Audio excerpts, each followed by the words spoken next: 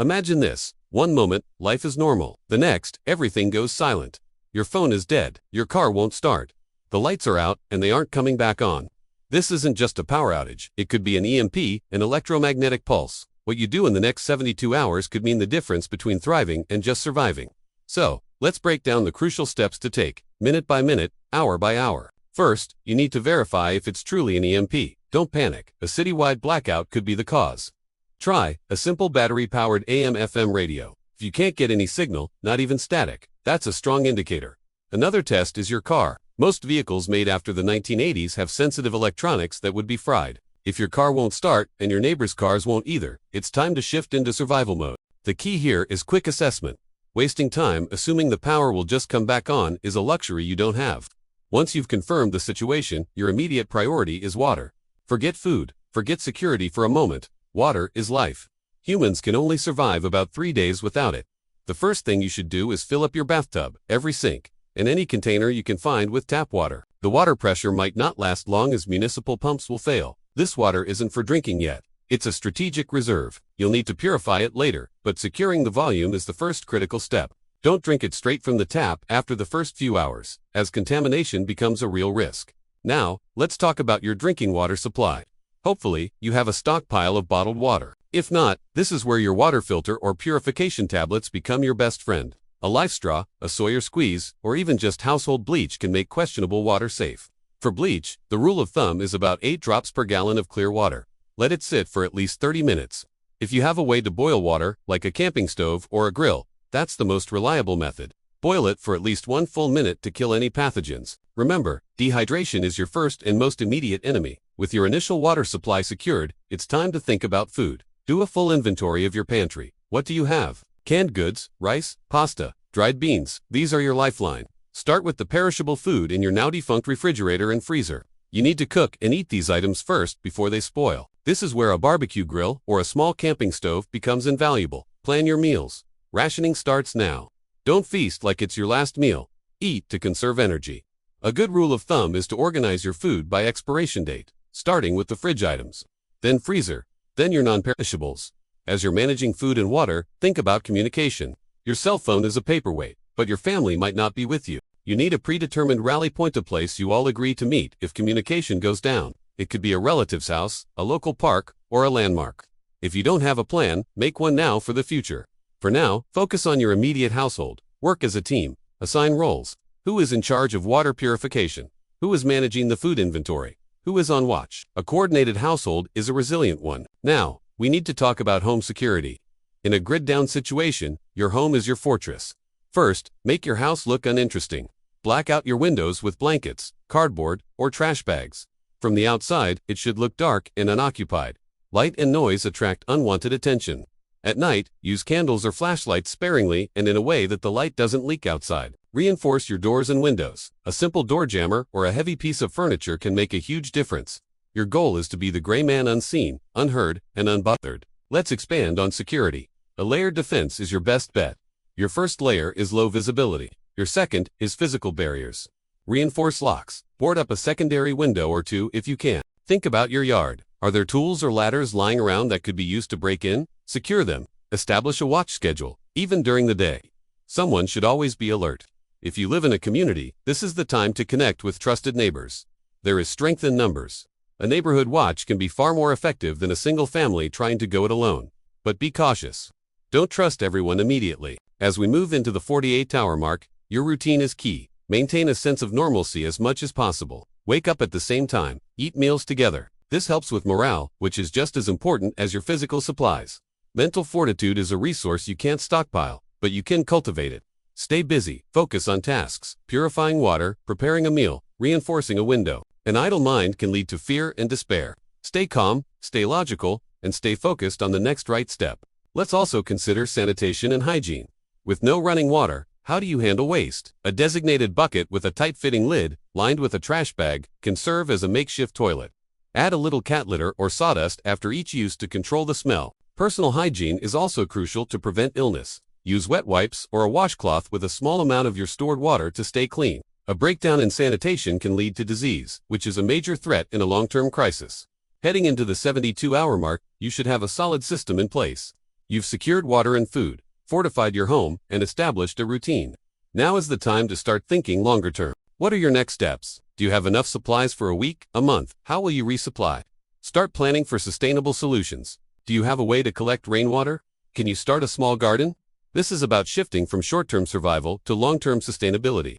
Remember, the chaos and panic in the first 3 days will be the most intense. Many people will be unprepared. By following these steps, verifying the event, securing water, inventorying food, fortifying your home, and maintaining a calm, disciplined routine, you put yourself far ahead of the curve. You've created a stable base from which to navigate whatever comes next. This isn't about fear, it's about empowerment. It's about having the knowledge and the plan to protect yourself and your loved ones. You also need to think about thermal radiation at night. A fire inside your home will make your windows glow like beacons. People will see it from blocks away. Blackout curtains matter. But even better is not using fire indoors at all unless you have a proper chimney and can risk the exposure. Cook outside in concealed areas. Use natural windbreaks like fences or dense bushes to hide the flame itself. Never cook in the same spot twice. Patterns get noticed. Routines get exploited. The survivor who stays unpredictable stays alive. Medical knowledge becomes critical the moment professional healthcare disappears, and it will disappear fast. Hospitals require electricity for life support, climate control, and surgical equipment. When the power dies, the hospitals become morgues within days.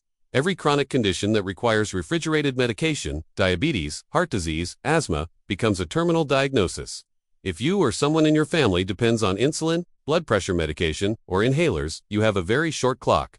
The reality is harsh. Without resupply, there is no long-term solution. What you have on hand is what you get. Ration it, stretch it, and prepare mentally for the fact that modern medicine just ended. For acute injuries, you need to know how to stop bleeding, treat infections, and manage pain without hospitals. Direct pressure stops most bleeding. Elevation reduces blood flow to extremities. Tourniquets are a last resort for uncontrollable arterial bleeding, and once applied, that limb is likely lost. Infection is your real enemy because antibiotics will be gone within weeks. Clean every wound immediately with boiled water. Flush it, remove debris, cover it with clean cloth. Change dressings daily. Watch for redness, swelling, heat, and pus. If infection sets in, you are facing sepsis. And without 4 antibiotics, survival odds drop fast. Honey has natural antibacterial properties. Garlic has antimicrobial compounds. These are not replacements for real medicine, but they are better than nothing. Pain management without pharmaceuticals is brutal but possible. Willow bark contains salicin, the natural precursor to aspirin. Chewing it or making tea from it reduces inflammation and pain. It tastes awful and takes longer to work, but it works. Distraction techniques, controlled breathing, and cold compresses can manage pain enough to stay functional. You are not trying to eliminate pain. You are trying to prevent it from rendering you immobile. Functionality is the goal. Communication and intelligence gathering will separate the survivors from the victims in the long term. You need to know what is happening beyond your immediate block. Are relief efforts being organized? Are there refugee camps? Is martial law in effect? Are roving gangs moving through the area? Information is survival currency. If you have a shielded ham radio, now is the time to power it up. Ham operators are often preppers and will be broadcasting information, coordinating aid, and sharing threat intelligence. Listen more than you transmit. Broadcasting reveals your position and capabilities. Passive listening gives you the information without the risk. If you do not have a radio, you need human intelligence, and that means cautious. Limited interaction with trusted neighbors. Not everyone, not the whole block. 1 or 2 people you have known for years who share your mindset. Create a discrete communication system, a chalk mark on a fence post, a specific curtain position in a window. Signals that mean all clear, danger, or need to meet. Do not knock on doors. Do not shout across yards.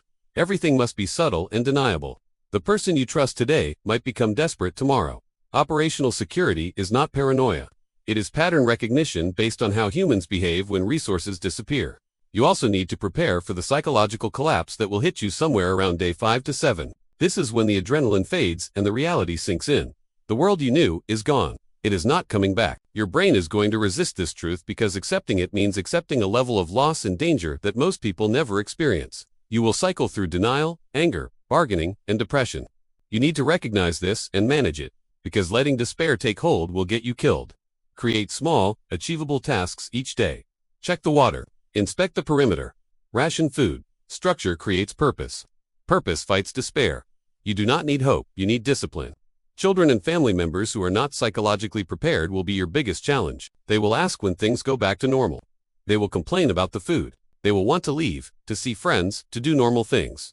You have to be the anchor. You have to project calm and control even when you feel neither. Explain the reality in terms they can understand without causing total panic. We are in survival mode. The rules have changed. We follow the plan. Consistency in leadership reduces anxiety. If you waver, they will fracture. The timing of your movements outside your home will determine your survival probability. Day 1. People are confused. Day 2. People are worried. Day 3. People are scared. Day 4. People are dangerous. By day 7, the streets will be controlled by whoever has the most weapons and the least morality. Your movement window is days 2 and 3. That is when you scavenge abandoned homes, check on distant family, or move to a better location if staying is not viable.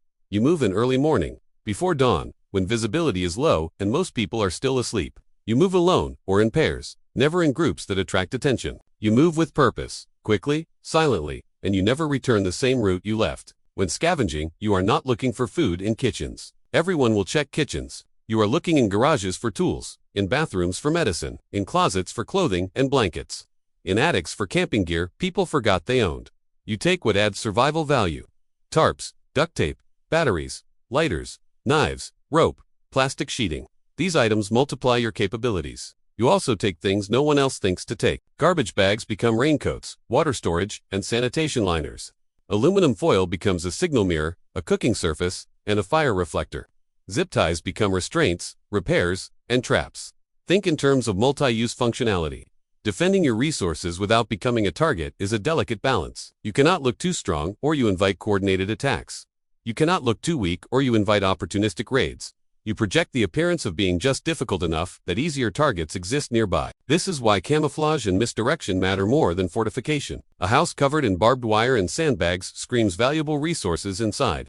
A house that looks ransacked and empty gets passed over. Strategic deception saves lives. The final reality you need to accept is that most people will not make it. Not because they are weak or stupid, but because they were not prepared and the learning curve in a collapse is vertical. There is no time to figure things out. No time to gather supplies. No time to build skills. The decisions you make in the first 24 hours post-EMP will create a cascade of consequences that determine whether you are alive in 90 days. Every hour you waste, every mistake you make, every risk you take compounds. So here is what you do right now.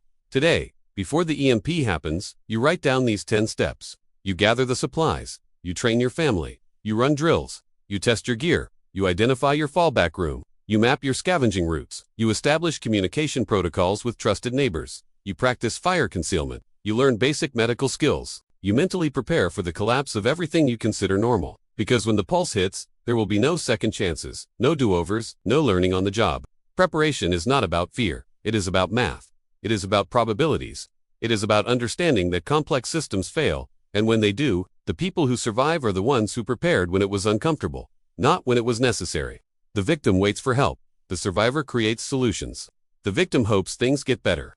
The survivor adapts to things getting worse. The victim believes society will hold. The survivor knows it will not. You are not preparing for a better tomorrow. You are preparing to be the person who makes it to tomorrow at all. Write this down. Practice it. Live it. Because the difference between the victim and the survivor is not luck. It is not strength. It is preparation made when the lights were still on.